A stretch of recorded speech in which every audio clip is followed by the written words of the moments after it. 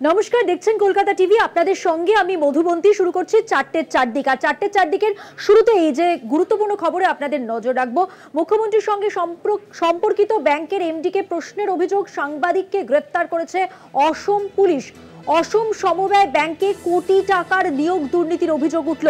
ব্যাংকের অন্যতম ডিরেক্টর মুখ্যমন্ত্রী হওয়ায় গ্রেপ্তার সাংবাদিক। গ্রেপ্তার সাংবাদিকের পাশে দাঁড়ালো প্রেস ক্লাব অফ ইন্ডিয়া। অসম পুলিশের ভূমিকার কড়া নিন্দা প্রেস ক্লাবের। অসম সরকার ও মুখ্যমন্ত্রীকে বিষয়টি খতিয়ে দেখার অনুরোধ। ভুয়ো অভিযোগে সাংবাদিককে গ্রেপ্তারির প্রতিবাদ।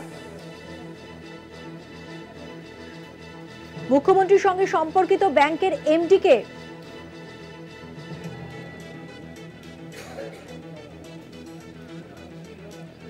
গ্রেপ্তার সাংবাদিকের পাশে দাঁড়ালো প্রেস ক্লাব অফ ইন্ডিয়া। মুখ্যমন্ত্রীর সঙ্গে সম্পর্কিত ব্যাংকের এমডিকে প্রশ্নের অভিযোগ সাংবাদিককে গ্রেপ্তার করলো অসম পুলিশ। অসম সমবায় ব্যাংকে কোটি টাকার নিয়োগ দুর্নীতির অভিযোগ। ব্যাংকের অন্যতম ডিরেক্টর মুখ্যমন্ত্রী হওয়ায় গ্রেপ্তার সাংবাদিক। গ্রেপ্তার সাংবাদিকের পাশে দাঁড়ালো press club of India. News room থেকে রয়েছেন আমাদের সঙ্গে আমাদের পলিটিক্যাল এডিটর আশিস চট্টোপাধ্যায়। গোটা বিষয় সম্পর্কে জানবো আশিসদার কাছ থেকে। আশিসদা, দেখো, এরকম ভয়ঙ্কর খবর আজকাল প্রায় নিয়মিতই হয়ে পড়েছে। তবু খবর আমাদের করে যেতে হবে। আমরা সাংবাদিকরা এই সাংবাদিক যিনি গ্রেপ্তার হয়েছেন তার পাশে আমরা দাঁড়াচ্ছি। এই সাংবাদিকের নাম দিলওয়ার হোসেন মজুমদার। কলকাতা টিভির দর্শকদের আমি সংক্ষেপে ঘটনাক্রম জানিয়ে রাখি। একটি bank, Assam cooperative apex bank, তার হেড অফিস, অ্যাপেক্স ব্যাংকটাই হেড অফিস। সেখানে বেশ কয়েকজন কর্মচারী নিয়োগ হয়েছে ইদানিং, এবং সেই কর্মচারীদের নিয়োগ করার যে প্রক্রিয়া তার মধ্যেই স্বচ্ছতার বদলে কোটি কোটি টাকা ঘুষ নেবার অভিযোগ উঠেছে। এই অভিযোগ কিছুদিন ধরেই গুয়াহাটি এবং অসমে ছড়িয়ে পড়ছিল। তারপরে যেটা হয় যে ওখানে আসাম জাতীয় পার্টির একটি গণসংগঠন, তারা 25 তারিখ, গতকাল 25 তারিখ দুপুর থেকে তারা বিক্ষোভ দেখাতে শুরু করে এই বহু কোটি টাকার দুর্নীতির বিরুদ্ধে। এইখানে এসে জানিয়ে রাখি, এই যে কোঅপারেটিভ ব্যাংকটি, অসম কোঅপারেটিভ অ্যাপেক্স ব্যাংক, তার ডিরেক্টর হচ্ছেন মুখ্যমন্ত্রী নিজে, হিমন্ত বিশ্ব শর্মা। তার চেয়ারম্যান হচ্ছেন বিজেপির এমএলএ বিশ্বজিৎ ফুকন। অর্থাৎ মুখ্যমন্ত্রী নিজে যেখানে ডিরেক্টর, সেখানে কার অঙ্গুলি হেলনে সব কিছু চলে সেটা নতুন করে বলে দেবার দরকার হয় না। যাই হোক, যেটা হচ্ছিল, অসম জাতীয় পার্টির একটি গণসংগঠন ওখানে বিক্ষোভ দেখাচ্ছিল যে ন্যায্য প্রার্থীদের বঞ্চিত করে টাকার বিনিময়ে ওখানে কর্মচারী নিয়োগ করা হয়েছে। আর এই যে বিক্ষোভ, সেই বিক্ষোভটা কভার করতে গিয়েছিলেন দিলওয়ার হোসেন মজুমদার। আমরা সাংবাদিকরা যেটা করি, কোনো একটা বিক্ষোভ হলে বা কোনো একটা ইভেন্ট হলে আমরা যেমন ক্যামেরা নিয়ে আমরা কভার করতে যাই, ঠিক সেই রকম দিলওয়ার হোসেন মজুমদার সেখানে কভার করতে গিয়েছিলেন। এরপরেই দ্রুত ঘটনা ঘটতে থাকে। ওই ব্যাংকের এমডি ডম্বরু শইকিয়া, এমডি তার নাম ডম্বরু শইকিয়া, তিনি ওই বিক্ষোভ সমাবেশের স্থলে এসে পৌঁছলেই যেটা স্বাভাবিকভাবেই আমরা করে থাকি, যেহেতু এমডি এসছেন, আমরা বুমটা বাড়িয়ে দিয়ে বলি যে আপনি এই কেলেঙ্কারির অভিযোগ সম্পর্কে কি বলুন, কি জবাব দেবেন, এরা যে অভিযোগ করছে, এই ধরনের প্রশ্ন আমরা করি। এই দিলওয়ার হোসেন মজুমদারও ঠিক সেই কাজটাই করেছেন। তিনি ওই এমডি ডম্বরু শইকিয়াকে জিজ্ঞাসা করেছেন, আপনি কি একটু আমাকে সময় দেবেন, 2 মিনিট আমাকে এই প্রশ্নগুলোর উত্তর দেবেন? তখন ডম্বরু শইকিয়া বলেছে, আপনি আমার অফিসে আসুন, আপনি ব্যাংকের ভেতরে আমার অফিসে আসুন, আমার অফিসে আসুন। এই কথাটার অডিও রেকর্ডও রয়েছে এই গ্রেপ্তার হওয়া সাংবাদিক দিলওয়ার হোসেন মজুমদারের কাছে। যাই হোক, দিলওয়ার হোসেন মজুমদার ডম্বরু শইকিয়ার পেছন তার অফিসে যায়, ব্যাংকের দোতলায় যায়। সেখানে তাদের কিছুটা কথাবার্তা হয়। সম্ভবত দিলওয়ার হোসেন মজুমদার সাংবাদিক, তিনি চোখা প্রশ্নবাণে জর্জরিত করেন ডম্বরুকে। ডম্বরুর কাছে যার বিশেষ কোনো উত্তর ছিল না বলে আন্দাজ করা যায়। এরপরে যখন ডম্বরুর ঘর ছেড়ে, ব্যাংকের ভবন ছেড়ে রাস্তায় এসে ঠিক পা দিয়েছেন, সেই সময় তার ফোনটি বেজে ওঠে। ফোনটি তুলে দেখেন সেটি হচ্ছে থানার ফোন। কোন থানা? গুয়াহাটি পানবাজার থানা। গুয়াহাটি পানবাজার থানার থেকে ফোন করে দিলওয়ার হোসেন মজুমদারকে বলা হয় আপনি থানায় আসুন। দিলওয়ার হোসেন মজুমদার জিজ্ঞাসা করতে চান কেন, তখন থানার থেকে তাকে বলা হয় আপনি আগে থানায় আসুন। থানায় আসার পরে তাকে আটকে দেওয়া হয় এবং কোনো গ্রেপ্তারি পরোয়ানা তাকে দেখানো হয় না। তাকে মুখে বলা হয় যে আপনি ব্যাংকের জায়গায় ট্রেসপাস করেছিলেন, অর্থাৎ বিনা অনুমতিতে প্রবেশ করেছিলেন। যখন দিলওয়ার হোসেন মজুমদার বলেন যে আমার কাছে অডিও টেপ রয়েছে, অডিও রেকর্ড রয়েছে যে আমাকে ডাকা হয়েছে তাই গিয়েছি, এবং সেখানে তিনি আমার সঙ্গে কথাও বলেছেন, কোনো কথা শুনতে চায় না। এই পরিস্থিতিতে 25 তারিখে যখন সন্ধেবেলা খবর ছড়িয়ে পড়ে, অনেকজন প্রবীণ সাংবাদিক, বিখ্যাত সাংবাদিক আসামের, তারা ওই পুলিশ স্টেশনের সামনে যান। কোন police station? Guwahati Panbazar police স্টেশনের সামনে যান। কোনো সাংবাদিককে এই দিলওয়ার হোসেন মজুমদারের সঙ্গে দেখা করতে দেওয়া হয় না। তারা রাত 1টা অবধি অপেক্ষা করেন। এদিকে খবর ছড়িয়ে পড়ে তাকে অন্যায়ভাবে আটকে রাখার প্রতিবাদে দিলওয়ার হোসেন মজুমদার অনশন শুরু করেছেন। এই অনশন শুরুর খবর যখন দিলওয়ার হোসেন মজুমদারের বাড়িতে পৌঁছয়, এখানে বলে রাখা দরকার যে পুলিশ যখন আটকে দিল সে খবর তার পরিবারকেও জানালো না, এবং যে মিডিয়ায় তিনি চিফ রিপোর্টার হিসেবে কাজ করেন, যে মিডিয়ার নাম হচ্ছে দি ক্রস কারেন্ট, তাকেও জানালো না। কিন্তু তিনি যখন অনশন শুরু করলেন, থানার সামনে অনেক প্রবীণ সাংবাদিক ছিল, তারা ফোন টোন করলেন, বাড়িতে জানালেন।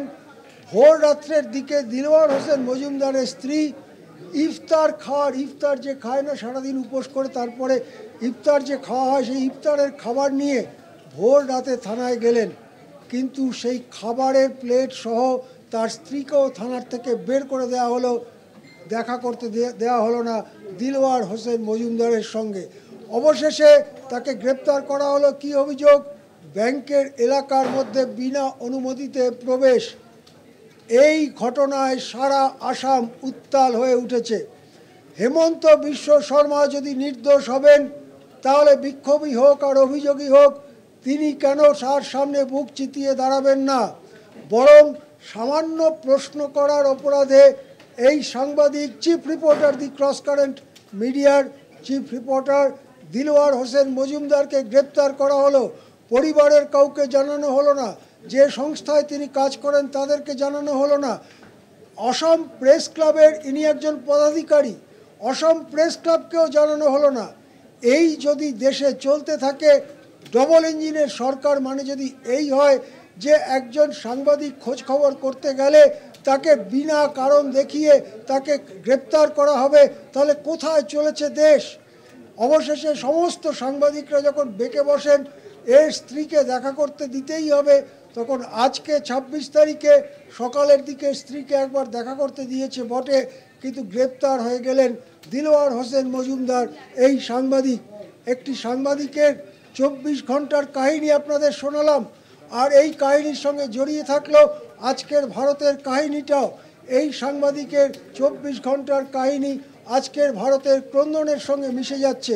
আমরা যারা সাংবাদিক কুল, আমরা যারা সংবাদ সংগ্রহ করবার জন্য পথে ঘাটে বেরোই, আমাদেরও সমবেদনা দিলওয়ার হোসেন মজুমদারের সঙ্গে। হ্যাঁ, একদমই। আশিসদা অনেকগুলো প্রশ্ন তুলে দিল এই ঘটনা। আপাতত ধন্যবাদ আপনাকে। কথা বললাম আমাদের পলিটিক্যাল এডিটর আশিস চট্টোপাধ্যায়ের সঙ্গে।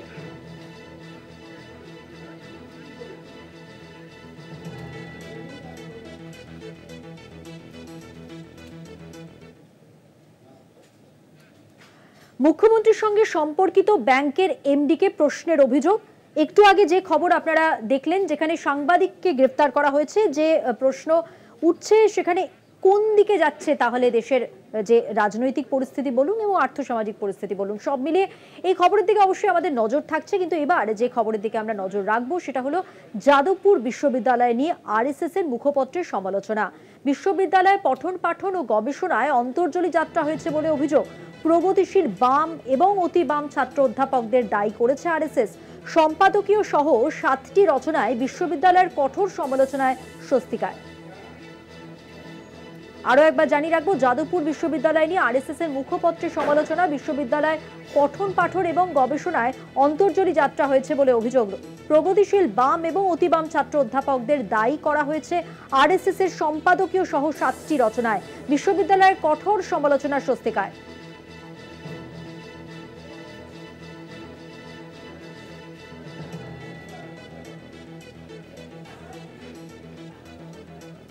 অভিযোগ, বিশ্ববিদ্যালয়ের পঠন পাঠন প্রগতিশীল বাম ও অতি বাম ছাত্র অধ্যাপকদের দায়ী করেছে আরএসএস। সম্পাদকীয় সহ 7টি রচনায় বিশ্ববিদ্যালয়ের কঠোর সমালোচনা।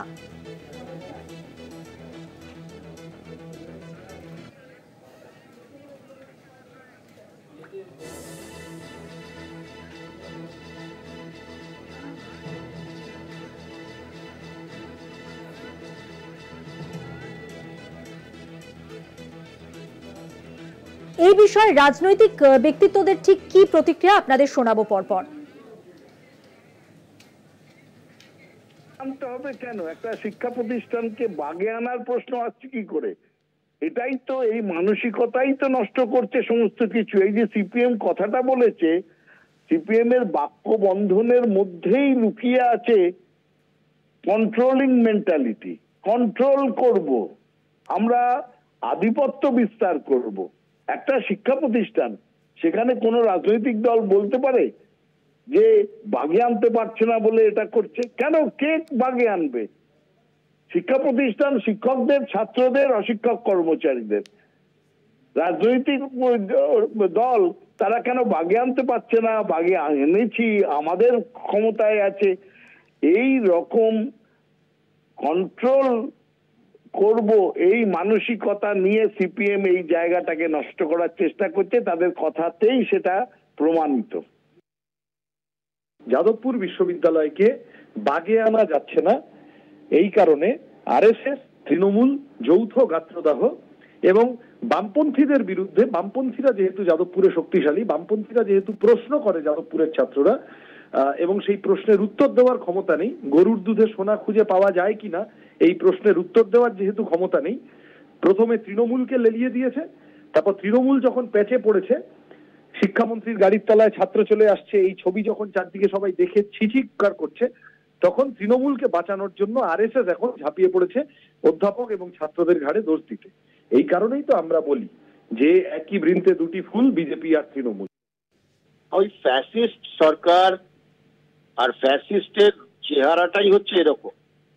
তারা প্রথমে আক্রমণ করে শিক্ষা প্রতিষ্ঠানগুলো, বিজ্ঞান ভিত্তিক শিক্ষা প্রতিষ্ঠান, যেসব শিক্ষা প্রতিষ্ঠান মানুষ তৈরি করে।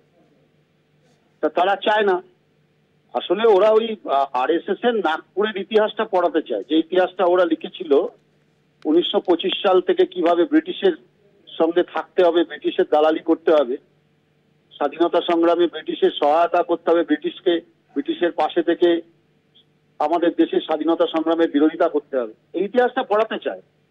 তো মনের যে আশা, সেটা পূরণ হচ্ছে না। ফলে প্রিমিয়ার ইনস্টিটিউট অফ ইন্ডিয়া, ভারতবর্ষের শিক্ষা সংস্কৃতির প্রিমিয়ার ইনস্টিটিউট গুলোকে ওরা দখল করতে চাইছে। খোদ কলকাতায় ভুয়ো কল সেন্টারের হদিশ মিলেছে। কল সেন্টার থেকে উদ্ধার প্রায় 67 লক্ষ টাকা। উদ্ধার হয়েছে 14টি মোবাইল, 2টি নোটবুক, ক্যাশ কাউন্টিং মেশিন, 6টি ডেস্কটপ। বিধাননগর পুলিশের যৌথ উদ্যোগে গ্রেপ্তার করা হয়েছে 3 জনকে।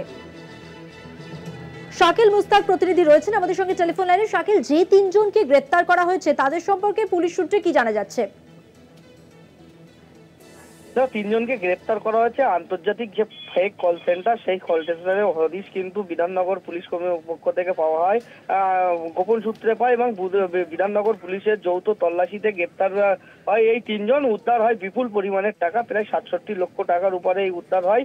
এর পাশাপাশি 14টি অ্যান্ড্রয়েড ফোন, 2টি নোটবুক, একটি ক্যাশ কাউন্টিং মেশিন, 6টি ডেস্ক ল্যাপটপ, এছাড়াও 4টি মোবাইল ফোন বাজেয়াপ্ত করা হয়েছে। ইতিমধ্যে এই 3 জনকে আদালতে পেশ করা হলে তাদেরকে পুলিশ হেফাজত দিয়েছে বিধাননগর আদালত। এবং এই যে ঘটনা, এই আন্তর্জাতিক ফেক কল সেন্টার কোথা থেকে কোথায় কি হতো না হতো সেসব বিষয় কিন্তু খতিয়ে দেখবে বিধাননগরের গোয়েন্দা শাখার পুলিশ, এবং গোটা ঘটনার তদন্ত করবে কিন্তু বিধাননগর গোয়েন্দা শাখার পুলিশ। ধন্যবাদ শাকিল, কথা বললাম প্রতিনিধি শাকিল মুস্তাকের সঙ্গে। চোখ রাখবো হাওড়ার খবরে। বেলগাছিয়ায় ভাগাড়ে বাড়িতে ফাটল, কন্টেনারে থাকার ব্যবস্থা করেছে প্রশাসন। সেই কন্টেনারগুলি এখন প্রস্তুত করা হচ্ছে। হাওড়া পুরসভার পক্ষ থেকে কন্টেনারের ব্যবস্থা, খিদিরপুর থেকে মোট 7টি কন্টেনারের ব্যবস্থা করা হয়েছে। সেই কন্টেনারগুলির ছবি আপনারা দেখতে পাচ্ছেন। ভাগাড় এলাকা থেকে বাসিন্দাদের সরিয়ে করা হবে সয়েল টেস্টও। এই মুহূর্তে যাদের মাথায় ছাদ নেই তাদের এই ধরনের কন্টেনারে থাকারই ব্যবস্থা করা হচ্ছে প্রশাসনের পক্ষ থেকে। এ বিষয়ে আরো জানাচ্ছেন আমাদের প্রতিনিধি জগন্নাথ সামন্ত। দেখুন।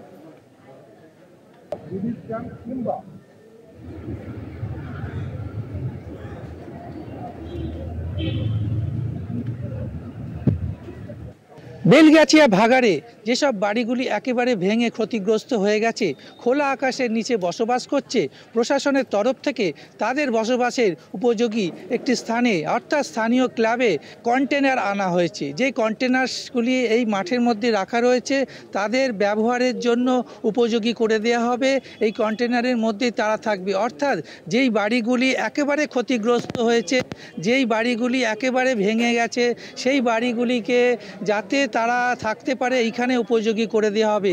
খিদিরপুর থেকে 7টি কন্টেনার আনা হয়েছে, এই স্থানীয় ক্লাবের মাঠে রাখা হয়েছে এবং প্রশাসনের তরফ থেকে ঘর তৈরি করে, জানলা দরজা তৈরি করে উপযোগী করে দেওয়া হবে।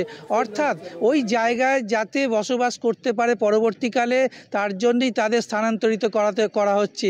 প্রশাসনের তরফ থেকে ওই এলাকায় মাটি টেস্ট করা হবে, সয়েল টেস্ট করা হবে, তারপরে বসবাসের উপযোগী কিনা সেই বিষয়ে দেখার পর সেই জায়গায় আবার নতুন করে বাড়ি করে দেওয়া হবে। স্থানীয় বাসিন্দারা আতঙ্কে ভুগছে, যদি ওখান থেকে তুলে দেওয়া হয় হয়তো আর তাদের ওখানে বসবাস করতে দেওয়া হবে না। সেই কারণেই প্রশাসনের তরফ থেকে এই সিদ্ধান্ত নেওয়া হয়েছে। সরকারের তরফ থেকে পুরোপুরি তাদের থাকার ব্যবস্থা করে দেওয়া হবে। হাওড়া থেকে জগন্নাথ সামন্ত, কলকাতা টিভি। বেলগাছিয়া ডাম্পিং গ্রাউন্ডের একদম ওপরে আবর্জনার স্তূপে একের পর এক ফাটল এবার স্পষ্ট হলো। মাটি থেকে প্রায় 60 ফুট ওপরে যেতেই ধসের ছবি স্পষ্ট।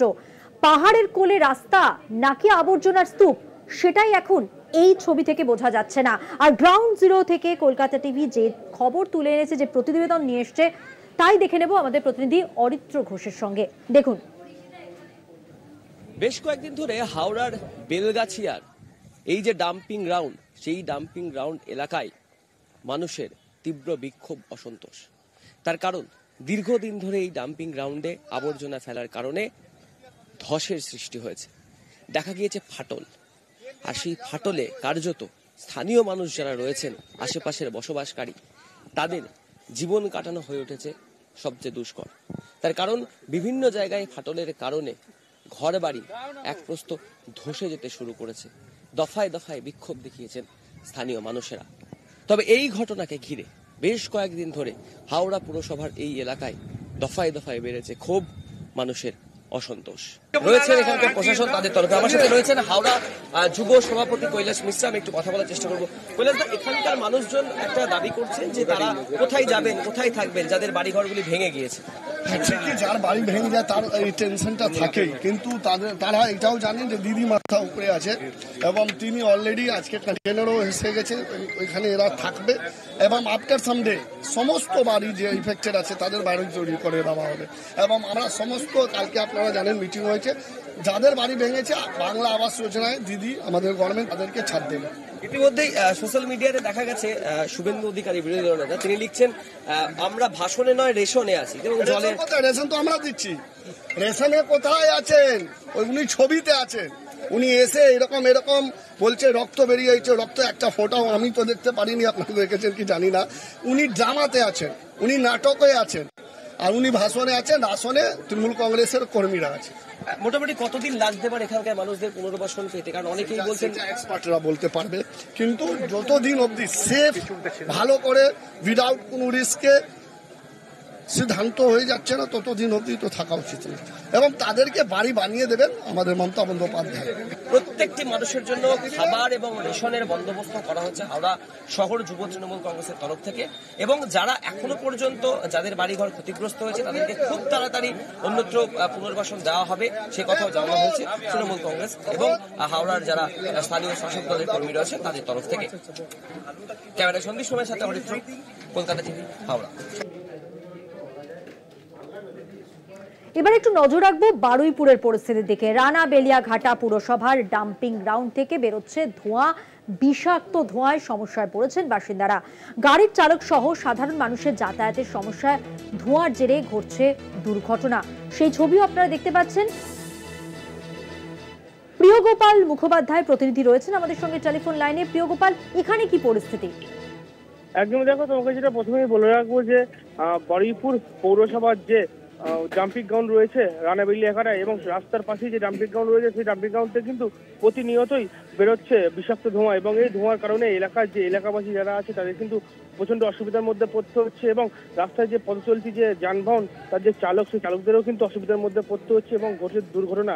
ইতিমধ্যে কিন্তু বারুইপুর পৌরসভার তরফ থেকে যেটা জানানো হয়েছে যে এই ডাম্পিং গ্রাউন্ড এর সঙ্গে তাদের একটা সংস্থার চুক্তিবদ্ধ হয়েছে এবং সেই চুক্তিবদ্ধর পরে ওখানে কিন্তু একটা জৈব সারের কারখানা হবে এবং তারপরেই কিন্তু এই যে অসুবিধা সেই অসুবিধা কিন্তু ইতিমধ্যেই সেখান থেকে কিন্তু চলে যাবে এবং এলাকার বাসিন্দারা যেটা জানাচ্ছেন যে একাধিকবার পৌরসভা জানানোর পরেও কিন্তু পৌরসভা কোনো পদক্ষেপ নেয়নি এবং সেখান থেকে যে দুর্গন্ধ বেরোয় এবং সেখান থেকে যে বিষাক্ত ধোঁয়া বেরোয় সেই ধোঁয়ায় কিন্তু অসুবিধায় পড়তে হচ্ছে এলাকার মানুষদের এবং সেখান থেকে কিছু দূরে রয়েছে একটি স্কুল এবং সেই স্কুলে যে ছাত্রছাত্রীরা পঠন পাঠন করতে আসে এই বিষাক্ত ধোঁয়ার কারণে তাদেরও কিন্তু অসুবিধার মধ্যে পড়তে হচ্ছে।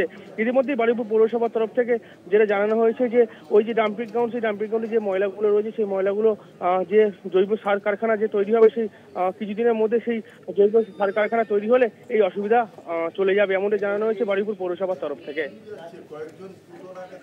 ধন্যবাদ। কথা বললাম প্রতিনিধি প্রিয়গোপাল মুখোপাধ্যায়ের সঙ্গে।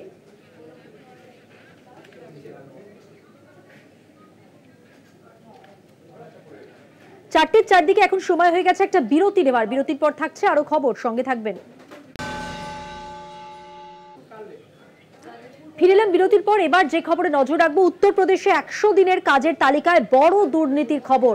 শ্রমিকের তালিকায় নাম ক্রিকেটার শামির বোরের নাম রয়েছে, ইঞ্জিনিয়ার, আইনজীবী, মেডিকেল পড়ুয়া তাদেরও নাম রয়েছে। উত্তরপ্রদেশের আমরোহায় 100 দিনের কাজের নাম নেই শুধুমাত্র দরিদ্র মানুষদের।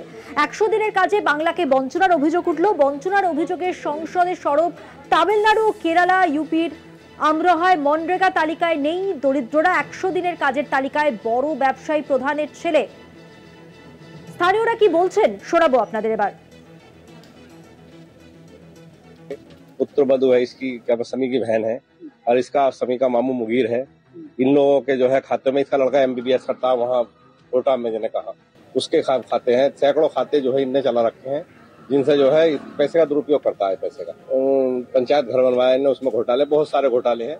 मनरेगा में कोई काम वाम नहीं होता है भाई साहब, ये सब फर्जी होता है कागजों पे, फोटो खींच लेते हैं ऐसे ही, रसूख दिखाता है और टेरर दिखाता है उसका। क्रिकेटर मोहम्मद शमी का कोई कुछ कह नहीं सकता कि भाई इतना बड़ा आदमी है जिसको प्रधानमंत्री पीठ तपतपा रहा है, योगी जिसकी पीठ तपतपा रहा है तो उसका रिश्तेदार है। लोग इसके भोकाल में आए हुए हैं। আরো বিস্তারিত কথা বলবো। আমার সঙ্গে নিউজরুম থেকে রয়েছেন আমাদের পলিটিক্যাল এডিটর আশিস চট্টোপাধ্যায়। আশিস দা, আমরা আমরোহার যে ঘটনাটা দেখছি, ইউপিতে 100 দিনের কাজে দুর্নীতি। এর আগে আমরা যেটা দেখেছি যে বিজেপি বা কেন্দ্রীয় সরকার তারা কিন্তু এই বাংলায় 100 দিনের কাজের দুর্নীতির অভিযোগ এনে এমন একটা অবস্থা করেছিল যেখানে কেন্দ্র থেকে টাকা পাঠানো বন্ধ হয়ে গেছিল। তারও বহু আন্দোলন করা হয় তৃণমূলের পক্ষ থেকে। সেই জায়গায় দাঁড়িয়ে আজকে এই আমরোহার ছবি, মানে যোগী আদিত্যনাথ তার রাজ্যে এই অবস্থা, কি বলবেন গোটা বিষয়টাকে? দেখো, যে ঘটনা, যে খবর আমাদের কাছে আসছে তা শুধু চাঞ্চল্যকর বললে খুব কম বলা হবে। সাধারণ মানুষের টাকা নিয়ে যেভাবে নয়ছয় করা হচ্ছে উত্তরপ্রদেশে, তার একটি মাত্র নমুনা আপনাদের সামনে পেশ করব। আমি প্রথমেই ধন্যবাদ জানাবো দৈনিক ভাস্করকে, যাদের সাংবাদিক অনেক সাহস নিয়ে অন্তর্তদন্ত করে এই রিপোর্ট বার করেছেন। রিপোর্টটা কি সংক্ষেপে বললে বলা হবে যে একটি অতি সচ্ছল পরিবার, যে পরিবারের ছেলেরা ডাক্তারি পড়ে, যে পরিবারের ছেলেরা 20 লক্ষ টাকা দিয়ে ফ্ল্যাট কিনেছে কদিন আগে, সেই পরিবারের সব সদস্য তারা 100 দিনের কাজের মজুর। তারা শত শত দিন কাজ করেছে। সাধারণ লোক যতদিন কাজ না পায়, কেননা নামটাই হচ্ছে 100 দিনের কাজ, অর্থাৎ বছরে 100 দিনের কাজের গ্যারান্টি, তারা 2 বছরে 300 দিন কাজ করেছে এবং প্রচুর টাকা তাদের অ্যাকাউন্টে ঢুকেছে। কীরকম আমি আপনাদেরকে ভেঙে ভেঙে বলবো। সাবিনা এই ভদ্রমহিলা, তার ছবি আমরা কলকাতা টিভির পর্দায় দেখাচ্ছি। এই দেখুন সাবিনার ছবি। ইনি ভারতের ক্রিকেটার, স্টার ক্রিকেটার মোহাম্মদ শামি, তার বোন। তার বিয়ে হয়েছে এই উত্তরপ্রদেশের আমরোহা জেলার পালৌলা গ্রামে। এই যে পরিবারে বিয়ে হয়েছে সেই পরিবারের কর্ত্রীর নাম হচ্ছে গুলে আয়েশা। এই গুলে আয়েশা অর্থাৎ সাবিনার শাশুড়ি, তিনি ওই পালৌলা গ্রামের প্রধান। এখন প্রধান যখন হয়েছেন তখন তো কিছু নিতেই হবে। তিনি কি করলেন, ওই গ্রামে 100 দিনের কাজের জব কার্ড রয়েছে। কতজনের রয়েছে? 600 জনেরও বেশি, 657 জনের। তার মধ্যে কতজন সক্রিয় দেখানো হচ্ছে? 150 জন সক্রিয়। 150 জন সক্রিয়র মধ্যে এই যে গুলে আয়েশা এবং তার পরিবার, তাদের প্রায় সবারই নাম আছে। কেমন? 473 নম্বরে নাম আছে এই সাবিনার। ছবি দেখুন, কলকাতা টিভির পর্দায় ছবি দেখাচ্ছি।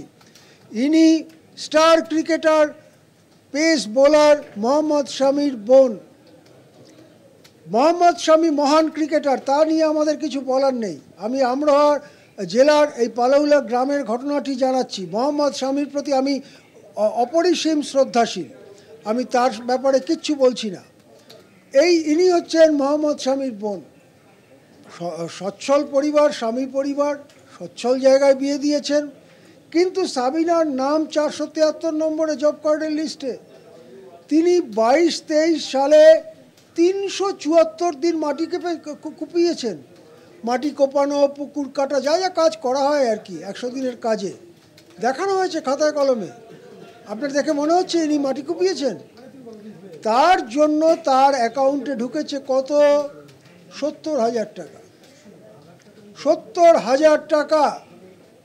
এই যে প্রধান গুলে আয়েশা অর্থাৎ সাবিনার শাশুড়ি, তার এক পুত্র, তার নাম আমির সোহেল, তিনি MBBS পড়ছেন।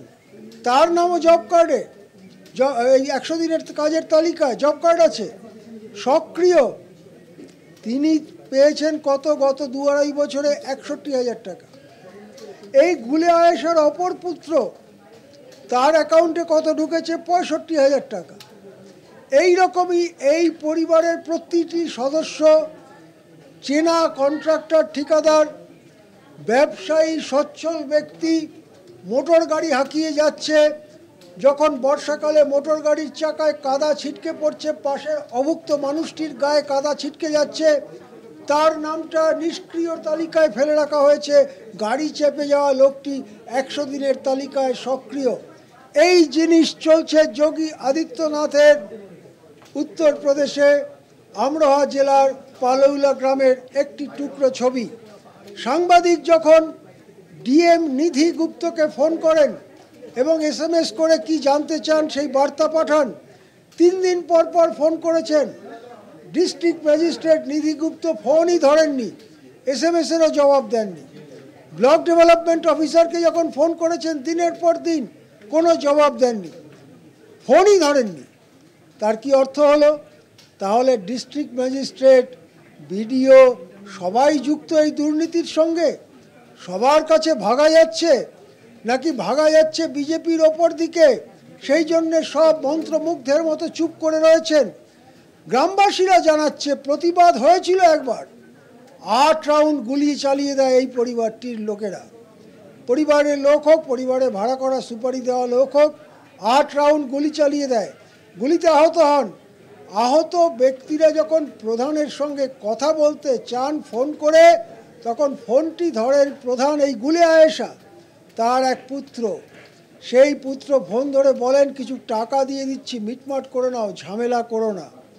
সেই পুত্র, তার নাম গজনবী। এই গজনবী মোহাম্মদ শামির বোন সাবিনার হাজব্যান্ড। গজনবী আর সাবিনা মিলে কিছুদিন আগে ওই আমরোহা জেলাতেই 20 লক্ষ টাকার দাম দিয়ে ফ্ল্যাট কিনেছেন।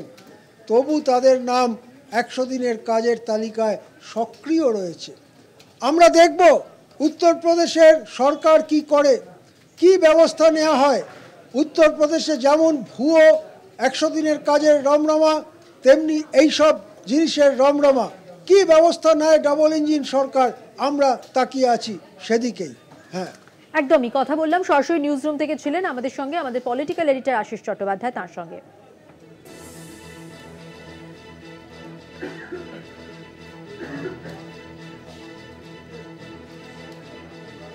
তৃণমূল নেতা জয়প্রকাশ মজুমদার এবং কংগ্রেস মুখপাত্র সৌম্য এইচ রায় এ বিষয়ে কি বলেছেন তাদের প্রতিক্রিয়া শোনাবো। যে কতখানি ভ্রষ্টাচার, কতখানি গর্হিত কাজ হয়েছে উত্তরপ্রদেশে, সেখানে কিন্তু আমরা দেখি চোখ বুজে থাকে মোদী সরকার। এই যোগী মোদী, এই যে এদের শুধু ভ্রষ্টাচারের কাহিনী, সেটাই বরং সামনে আসা দরকার। আর পশ্চিমবঙ্গের টাকা যেন তারা ছেড়ে দেয়, প্রাপ্য মিটিয়ে দেয়, সেটা আমরা বারবার আবেদন করব। পশ্চিমবঙ্গেও যেমন দুর্নীতি হয়, উত্তরপ্রদেশে হয়। আমরা দীর্ঘদিন ধরে বলে আসছি যে উত্তরপ্রদেশের জব কার্ডে, 100 দিনের জব কার্ডে ব্যাপক দুর্নীতি। তাও ওদের সমস্ত অ্যালোকেশন গুলোকে বিজেপি পাঠিয়ে দেয়, অথচ আমাদের রাজ্যকে বঞ্চিত করছে। পশ্চিমবঙ্গের বাইরে উত্তরপ্রদেশের ডাক্তার, ইঞ্জিনিয়ার এবং একটা বড় অংশের মানুষ এই জব কার্ডের মধ্যে নাম রেখে দেওয়া হয়। সেখান থেকে সাইফনিং হয় টাকা, বিজেপির নেতাদের ঘরে যায়। তা এখন শুভেন্দুবাবুরা প্রতিক্রিয়া দিক। এই রাজ্যে যখন বড় বড় কথা বলে, আমরা বলছি না এই রাজ্যের দুর্নীতিটা ঠিক, যে চরম দুর্নীতি, মানে একদম কুম্ভ মেলায় হারিয়ে যাওয়া ভাই বোন আর কি, যেমন বিজেপি তেমন তৃণমূল। নজর রাখবো পরের খবরে। জাল ওষুধের কারবারি ধরতে ড্রাগ কন্ট্রোলের হানা, বড় বাজারের পাইকারি বাজারে হানা দিয়েছে ড্রাগ কন্ট্রোলের সদস্যরা। উদ্ধার হয়েছে প্রায় 20 লক্ষ টাকা, বাজেয়াপ্ত কিছু ওষুধ, বাজেয়াপ্ত ওষুধ পরীক্ষার জন্য পাঠানো হয়েছে। বড় বাজারের পাইকারি বাজারে এবার হানা ড্রাগ কন্ট্রোলের। উদ্ধার হয়েছে 20 লক্ষ টাকা, বাজেয়াপ্ত কিছু ওষুধ। বড় বাজারে পাইকারি বাজারে হানা ড্রাগ কন্ট্রোলের, বাজেয়াপ্ত ওষুধ এবার পরীক্ষার জন্য পাঠানো হয়েছে। প্রতিনিধি অরিত্র ঘোষ রয়েছেন আমাদের সঙ্গে টেলিফোন লাইনে। অরিত্র, এই যে ড্রাগ কন্ট্রোলের হানা, এটা কিসের সূত্র ধরে, এখনো পর্যন্ত কি জানা যাচ্ছে? দেখো, রাজ্য জুড়ে ফেক ওষুধ অর্থাৎ জাল ওষুধের কারবারের এবার আসরে নামলো রাজ্য ড্রাগ কন্ট্রোল। যেটা আমরা জানতে পারছি, রাজ্য ড্রাগ কন্ট্রোলের তরফ থেকে রাজ্য ড্রাগ কন্ট্রোলের হেডকোয়ার্টারের আধিকারিক এবং 6টি দলে বিভক্ত হয়ে 19 জন ড্রাগ ইন্সপেক্টর গতকাল বেশ কিছু জায়গায় শহরে তারা অভিযান চালায় জাল ওষুধের কারবার রুখতে, যার মধ্যে একাধিক রয়েছে বড় বাজারের পাইকারি ওষুধের দোকান, যেগুলিতে গতকাল অভিযান চালানো হয়েছে। এর মধ্যে উদ্ধার হয়েছে প্রায় 20 লক্ষ টাকার ওষুধ, যেগুলো সাময়িকভাবে বাজেয়াপ্ত করা হয়েছে। তার কারণ এই ওষুধগুলি বাজেয়াপ্ত করার পরে এগুলিকে কোয়ালিটি চেকের জন্য পাঠানো হবে ল্যাবরেটরিতে।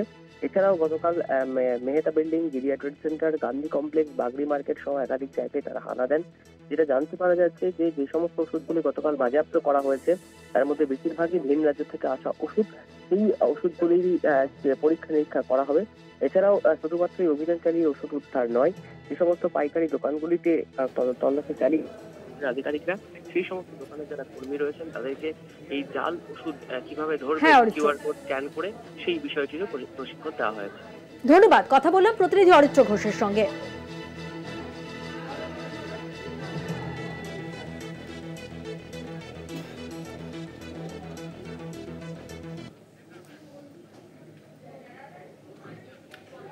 চোখ রাখবো পরের খবরে। এপিক কার্ড নিয়ে অভিযোগের প্রেক্ষিতে পদক্ষেপ নির্বাচন কমিশনের। এপিক কার্ড নিয়ে বুথ স্তরের অফিসারদের প্রশিক্ষণ শুরু করলো নির্বাচন কমিশন। দেশে প্রথম এই ধরনের উদ্যোগে 1 লক্ষ বিএলও প্রশিক্ষিত হবে। আর প্রথম দফায় প্রশিক্ষণে যাচ্ছেন বিহার, পশ্চিমবঙ্গ এবং আসাম থেকে। সাফল্য পেলে বিধানসভা ভিত্তিক প্রশিক্ষক নিয়োগ করা হবে। বুথ স্তরের অফিসারদের জন্য এই প্রশিক্ষণ। এপিক কার্ড নিয়ে অভিযোগের প্রেক্ষিতে পদক্ষেপ নির্বাচন কমিশনের। নির্বাচন কমিশনের এই পদক্ষেপ নিয়ে আরো বিস্তারিত জানবো। আমাদের সঙ্গে আমাদের পলিটিক্যাল এডিটর আশিস চট্টোপাধ্যায় রয়েছেন, কিন্তু তার আগে আপনারা আরেকবার জানিয়ে রাখবো, নির্বাচন কমিশনের এপিক কার্ড নিয়ে বুথ স্তরের অফিসারদের প্রশিক্ষণ শুরু হয়েছে। এপিক কার্ড নিয়ে অভিযোগের প্রেক্ষিতে পদক্ষেপ নির্বাচন কমিশনের।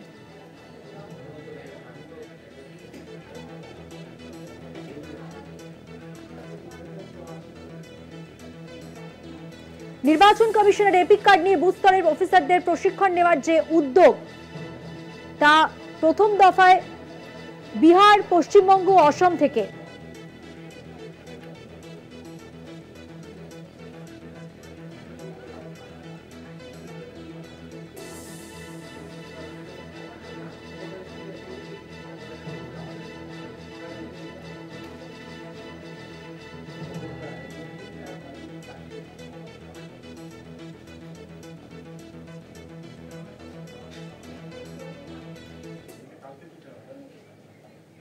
চোখ রাখবো পরের খবরে। দক্ষিণ কলকাতার বিজেপি জেলা সভাপতির বিরুদ্ধে পোস্টার পড়েছে। সল্টলেকের বিজেপি পার্টি অফিসের বাইরে পড়েছে এই পোস্টার। অনুপম ভট্টাচার্যের বিরুদ্ধে একাধিক অভিযোগে এই পোস্টার পড়েছে। দুদিন আগে জেলা সভাপতিকে লক্ষ্য করে কালি ছোড়া হয়। এদিকে পোস্টারের রাজনীতি বিজেপি করে না বলে কৃষ্ণনগরে দাবি করেছেন দিলীপ ঘোষ। দিলীপ ঘোষ কি বলেছেন দেখুন। পোস্টারের রাজনীতি বিজেপি করে না। কারো ব্যাপারে কোনো সমস্যা থাকে, তার অথরিটি আছে, তার সঙ্গে কথা বলা উচিত, কমপ্লেন করা উচিত, এবং পার্টির মধ্যে সেই ব্যবস্থা আছে, ডিসিপ্লিনারি অ্যাকশন কমিটি আছে। কেউ যদি সিস্টেমকে ডিসিপ্লিনে ডিস্টার্ব করে তার বিরুদ্ধে ব্যবস্থা হবে। তার জন্য রাজ্যের যারা নেতা আছেন তারা দেখবেন এবং এর সমাধান করবেন। ভুয়ো কাস্ট সার্টিফিকেট নিয়ে এবার অফিসারদের বিরুদ্ধে পদক্ষেপ শুরু করেছে রাজ্য। 2 অফিসারের বিরুদ্ধে বিভাগীয় তদন্ত শুরু রাজ্যের অনগ্রসর কল্যাণ সম্প্রদায় দপ্তরের। ইন্সপেক্টর পদমর্যাদার 2 আধিকারিককে ইতিমধ্যেই শোকজ করেছে ব্যাকওয়ার্ড ক্লাস দপ্তর। জাল কাস্ট সার্টিফিকেট তৈরি করার পিছনে এদের যোগ থাকার প্রমাণ পেয়েছে দপ্তর। খড়গপুর ও ব্যারাকপুরের 2 আধিকারিকের বিরুদ্ধে শাস্তিমূলক পদক্ষেপ শুরু করলো অনগ্রসর কল্যাণ সম্প্রদায় দপ্তর।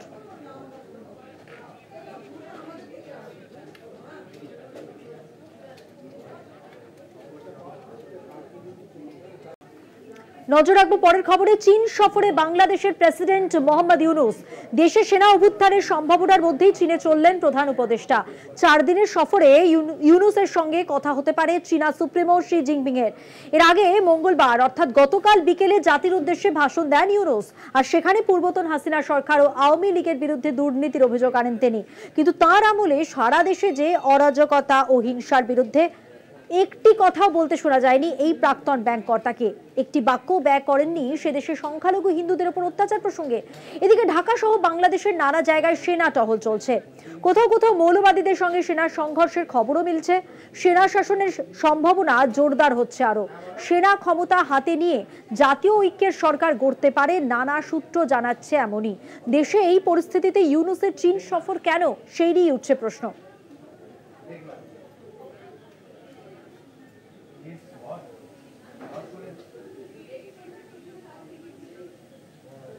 আমানতকারীর স্বার্থ রক্ষা করে নিয়ম শৃঙ্খলা প্রতিষ্ঠা করা, হিসাবপত্রে বিশ্বাসযোগ্যতা স্থাপন করা, ব্যাংকিং ব্যবস্থায় আস্থা প্রতিষ্ঠা করা গেছে।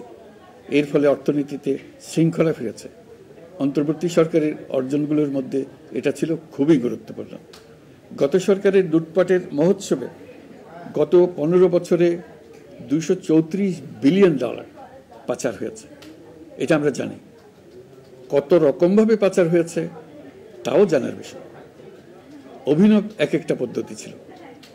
পাচারের একটা পদ্ধতি সবাইকে হতভম্ব করে দিয়েছে।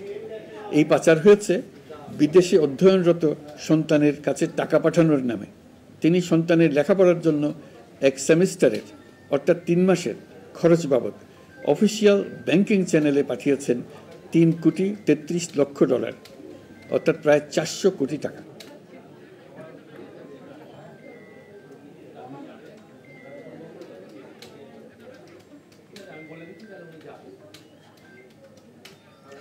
বাংলাদেশে নির্বাচন ঘোষণা। স্বাধীনতা দিবসের আগে ইউনূসের বার্তা, জুনের মধ্যেই নির্বাচন হবে। বৈষম্য বিরোধী ছাত্রদের দাবি নস্যাৎ করে অন্তর্বর্তী সরকারের প্রধান উপদেষ্টা মোহাম্মদ ইউনূস জানিয়ে দেন ডিসেম্বর থেকে জুনের মধ্যে ভোট হবে দেশে। এরই মাঝে বুধবার 4 দিনের চীন সফরে ইউনূস। দেখুন।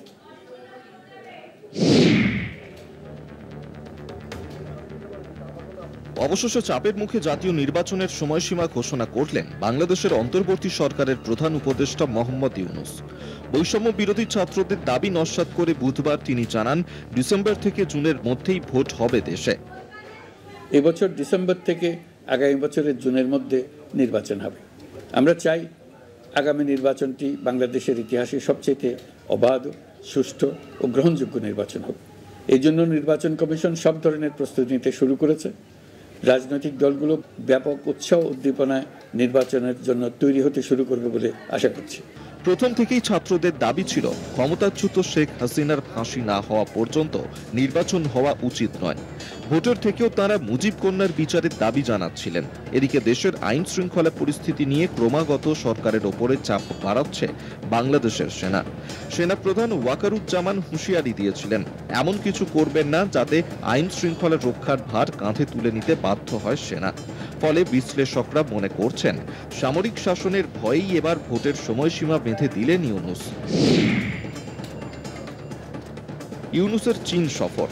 ক্ষমতাচ্যুত হওয়ার ঠিক আগে যে দেশ সফর করেছিলেন আওয়ামী লীগ সরকারের প্রধানমন্ত্রী শেখ হাসিনা, অন্তর্বর্তী সরকারের প্রধান হিসেবে প্রথম দ্বিপাক্ষিক সফরে সেই চীনেই যাচ্ছেন মোহাম্মদ ইউনূস। বুধবার শুরু তাঁর 4 দিনের চীন সফর। গত বছরের জুলাই মাসে সরকারি চাকরিতে কোটা বিরোধী আন্দোলনে উত্তাল হয়ে ওঠে বাংলাদেশ। বৈষম্য বিরোধী ছাত্র আন্দোলন নামে পড়ুয়াদের একটি সংগঠন পথে নামে। জামাতের উস্কানিতে তাদের সেই আন্দোলন হিংসাত্মক রূপ নেয়। 5ই আগস্ট গদি হারিয়ে দেশ ছাড়েন হাসিনা। 8ই আগস্ট ক্ষমতায় আসে ইউনূসের অন্তর্বর্তী সরকার। তারপর থেকে দেশে দাপাদাপি বাড়ে মৌলবাদীদের। সংখ্যালঘু নির্বাচন, খুন, ধর্ষণ লাগাম ছাড়া হারে বৃদ্ধি পায়। বিএনপি, জাতীয় পার্টির মতো একাধিক রাজনৈতিক দল দ্রুত ভোটের দাবি তোলে। গণতন্ত্র রক্ষায় ভোটের দাবিতে আমেরিকা, ভারত, ব্রিটেনের মতো দেশও ঢাকার ওপর চাপ বাড়াচ্ছিল। সব মিলিয়ে ঘরে বাইরে চাপে পড়েছিলেন ইউনূস। কলকাতা টিভি।